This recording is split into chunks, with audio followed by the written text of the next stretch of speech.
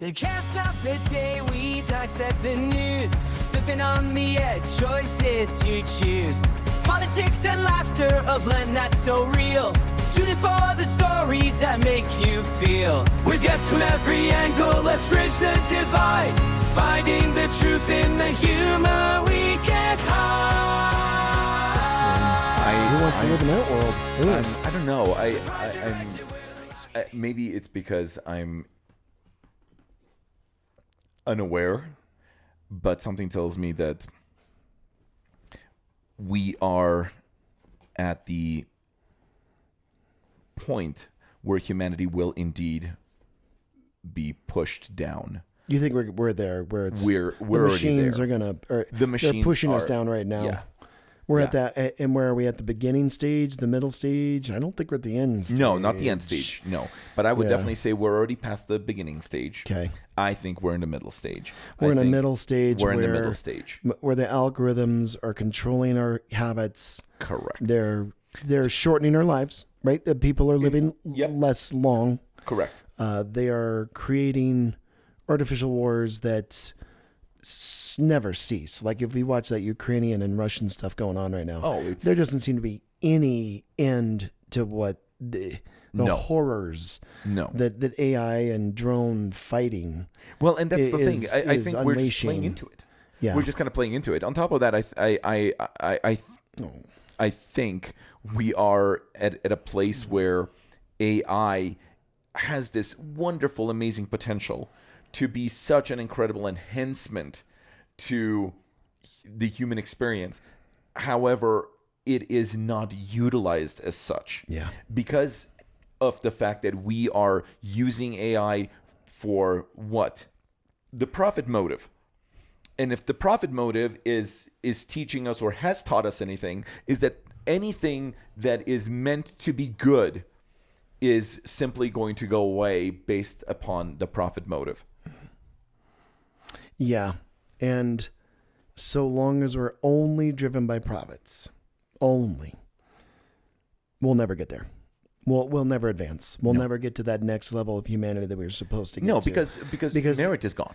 Yeah, well, exactly. And then the artificialness of money itself is diluting our humanity.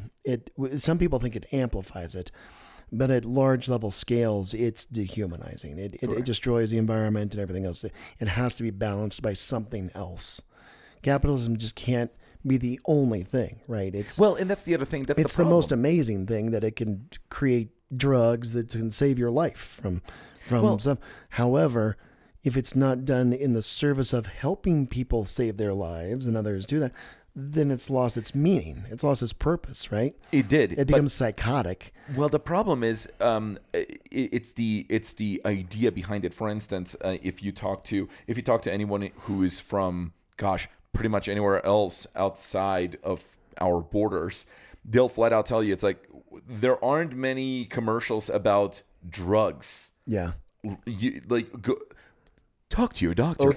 Yeah. No, my doctor will tell me if I need something. That's right. Why would I need to prompt my doctor about, hey, I saw this commercial and about this one thing, and I don't know what this is, but I thought I'd ask you because I might need it. It's the symptom of a sick society. It's like, are you joking? Yeah. In addition to that, going off of something that you mentioned, which I think is super important, the very concept of capitalism, right? Oh, we are inventing this thing because if I do invent something to solve a problem and the problem clearly exists, then, oh my gosh, I can actually profit from that. Well, number one, in my mind just spaced, the gentleman who invented the polio vaccine, do you remember how much he sold? Jonas Salk, right? Thank you. How much did he sell the patent for? He sold it for nothing. He gave it away, I thought. $1. Oh, $1? I think it was $1. I think he gave it away, basically. Essentially, he essentially, but I think it was symbolic. I think the dollar was just like symbolism. And he saved how many millions of people? Billions, billions, probably billions. at this particular point. Yeah. But furthermore, with capitalism, this whole idea of unlimited growth. I'm sorry, how are you going that's to a have tumor. unlimited growth That's a with tumor. finite resources? That's a malignant It's tumor. not how that works. Right. Yeah.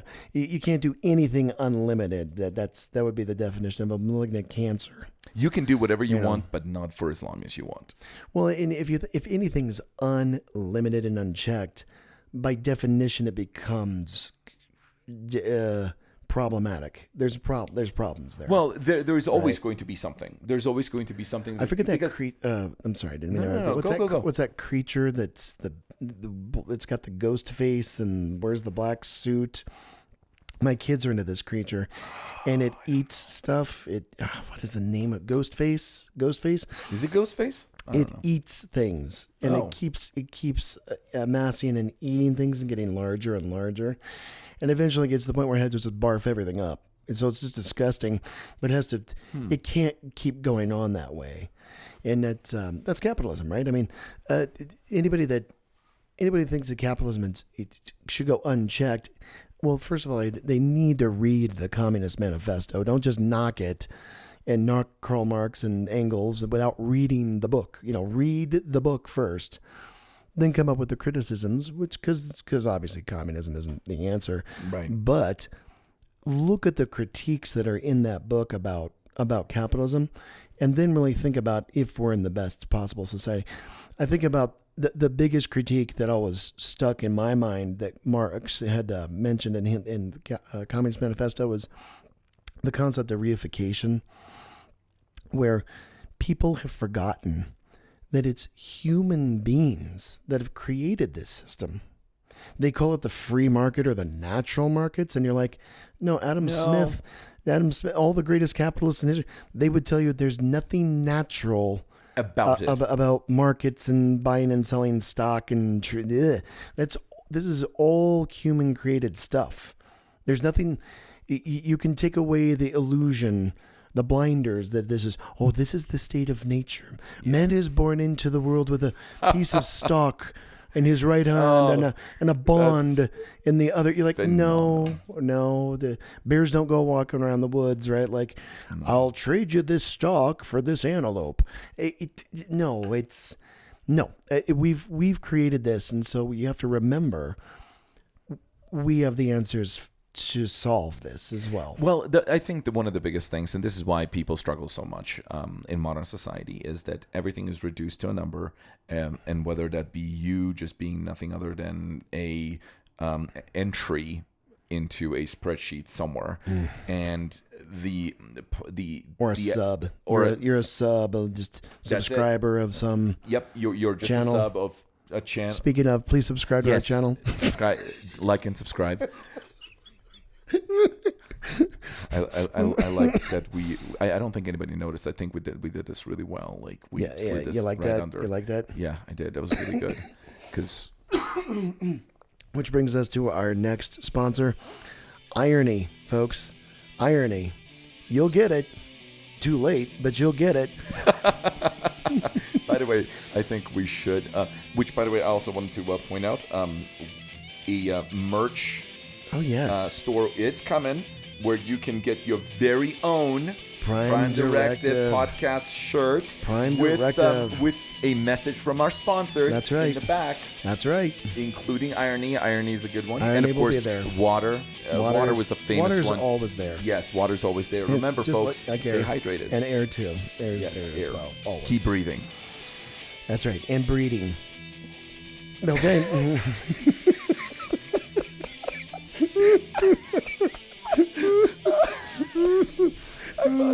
That'll be our next shirt. Keep breeding and breathing. Which, by the way, actually, it brings me to another topic. Population. Oh God, Malthusian theories. Have you come across any of them? No, I haven't, but I have come across some really concerning statistics. Yeah. So, yes, right. So a lot of people have stopped having kids.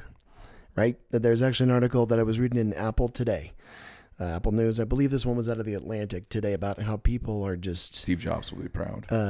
Yeah, but the birth rates, childhood itself is just crashing. Like, people are choosing not to have kids, and by choice. Yeah. Now that's in the Western world. In a lot of other places, that is not. If you look in Africa, Nigeria, and China, and there are huge population Well, even problems. in China, though, there is a a population decline. There is. Look at Japan. Just not big enough and not fast enough for it to be they're gonna humane. Well, there's real ethical lot of- problems. Yeah. Anytime you're coercing people to not have children, it's and India too. But in the Western world, yes, I've noticed that as well. Now, incidentally, what's strange about those statistics, right, is the fewer children you have, typically you have higher reporting rates of happiness. It doesn't. It's not necessarily a cause and effect. It's a correlation effect. I know why. The fewer children, typically, the higher the level of satisfaction, everything, happiness. Typically, not always. Yeah. Do you know why? Well, I forget what the. Teach me again. I am pretty confident that new generations are very open to the idea of, I'm going to be a lot happier if I did not have to worry and sacrifice so much about taking care of another living human life form. Yeah. Or even a dog. I was going to say living thing, really, but it's like another living thing or a human. Mm-hmm. But I will just kind of throw this out there. That is I'm just being very presumptive when I say that. Yeah. But it is a lot of like the younger generations who are like, I'm not doing it. Yeah. I'm not doing it. I'm not doing it for a host of reasons. To include, I mean, what is the current divorce rate? Over 50%. It's over 50%. It's over 50%. And every time you get divorced, your chances increase the next time that you get married. It becomes like 2/3 and then 3/4, and with every successive marriage, it increases sadly. Yeah. So that challenge, that puts a lot of challenges on the younger generations in their minds, and the question then really becomes, where are we going? What are we looking at? Well, to cycle back to that hero's journey. Okay. We need parents, strong parents, who are willing to take to accept the challenge. That being a parent, to me, is the most incredible hero's journey. Or being a teacher. I accepted that role too. I was actually just helping to teach the youth.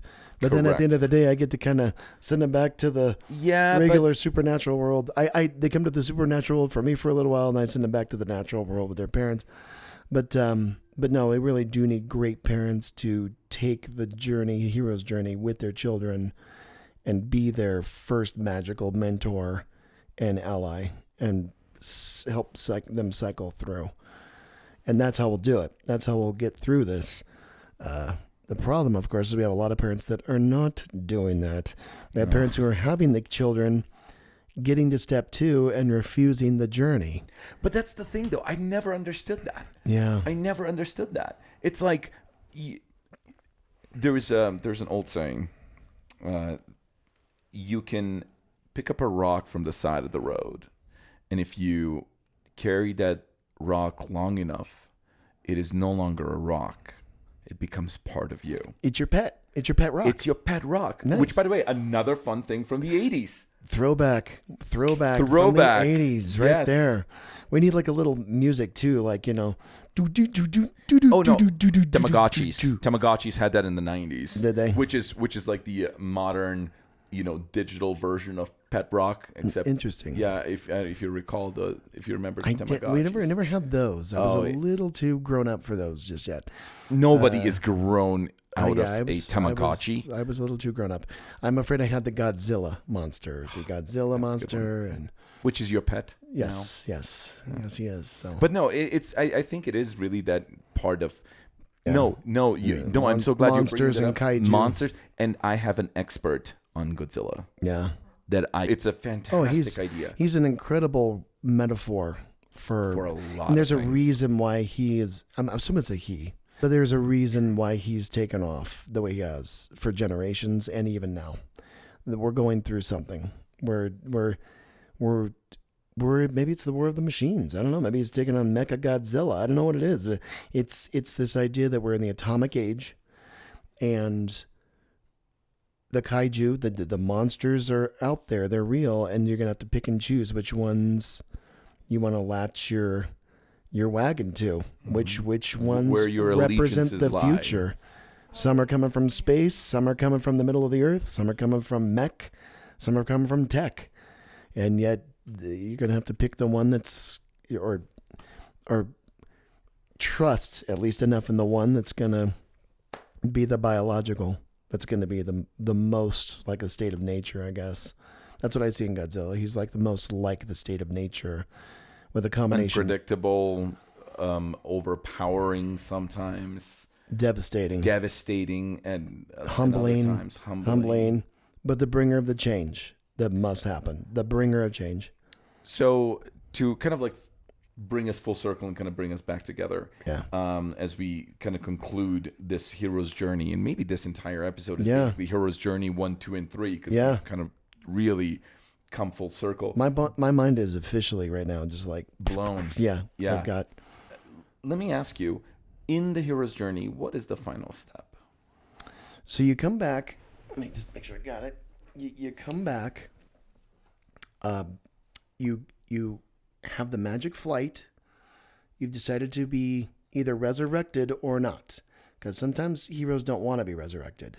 Sometimes they want to die, and then they want their legacy to go on and teach the next. But if they choose to come back, that's the return or the refusal to return. Magic flight. You've now rescued from without. You've crossed back to return, and now you're the master of two worlds. And then the very, very, very, very last step is you hit the point that Alan Watts is talking about, where you exist each day in and of itself. You have the freedom to just live. You're not. Now you might choose to start another journey or not, but you just are. You're in the moment. You realize you're like Buddha. Your own peace. You're like Buddha. You really have become like the Buddha. You've become enlightened. You went through the pain. You suffered it. You survived it, or didn't, and were resurrected and have come back. And now you're just in the moment. Now you are the Zhuangzi, the Lao Tzu. You're the old boy. That's what Lao Tzu literally like translates into. You're just the old boy who's walking on the road and is stopped one day by the guard that goes, "Didn't you used to work in the king's or the emperor's palace?" "Yes, I did." "Well, my God, you're the genius, Lao Tzu. You have to write down your thoughts." "Oh, I guess I could if you want me to." "Please do." And he writes the Tao Te Ching, and that's where we get this idea and stuff.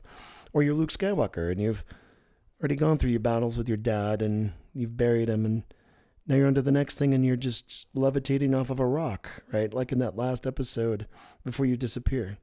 Or you're Harry Potter, who's finally defeated Voldemort, and now it's going to become like just probably a dad and a regular person again. And you're living in the moment of your fatherhood and that, and you are in the moment itself.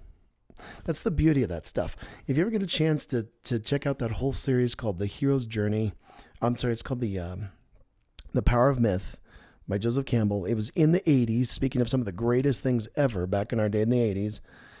It was his old VHS set. Now you can get it for free right on YouTube. And this old guy, Joseph Campbell, was just talking about this stuff, that there's the mask with 1,000 faces. And we're each on this journey, and you eventually end up back where you thought you were, back at yourself. You're staring at yourself again, and you've gone on the journey, and you're wiser, and you're Alice in Wonderland. She's back out of the Wonderland, and she's back on the banks with her sister and her cat Dinah. It's a good place to be, I think. It's a place where we'll get to again. as a society, but maybe we get there as a society when individuals get there. Enough individuals have gone through the journey and the pain and ended up just back where you're supposed to be, in and of yourself again, you know? So. And on that wonderfully hopeful note, Yeah. I feel like we have just completed our own hero's journey during this podcast. This podcast, we just did one. Right here, We just right did a now. little shorty. Just a little shorty. A little shorty. As- A little smoky. A little smoky. An old boy. Okay, guys, until the next episode, give us give us your comments. Give us your Yes. feedback. We want your feedback. We've got about 10 or 15 Yes. strong fans now in here, and you're our community and our family. And so drop us a line. Let us know what's going on. And hopefully Thank you. these, Thank you these for listening. antibiotics will be kicking in more, and I'll be able to do this again next week soon. So, Thanks for indulging. all right. Yeah. All right. Until we we see meet you next time. Next time. All right. Bye-bye. Join us on this path, let's ignite the blaze. So grab your headphones tight, let's go for a ride. With every spin and twist, we'll cut and run and hide. The Prime Directive, where the laughter's alive. Society's reflections, let's help each other thrive. Politics and culture, oh what a blend. Join on the journey and let's set the trend.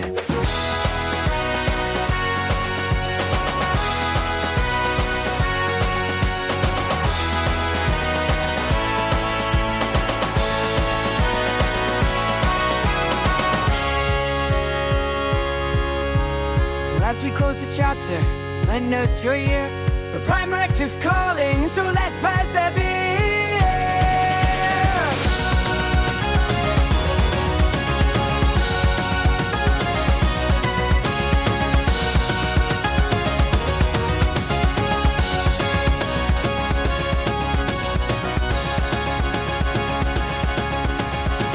The Prime Directive, where the laughter's alive. Society's reflections, let's help each other thrive. Politics and culture.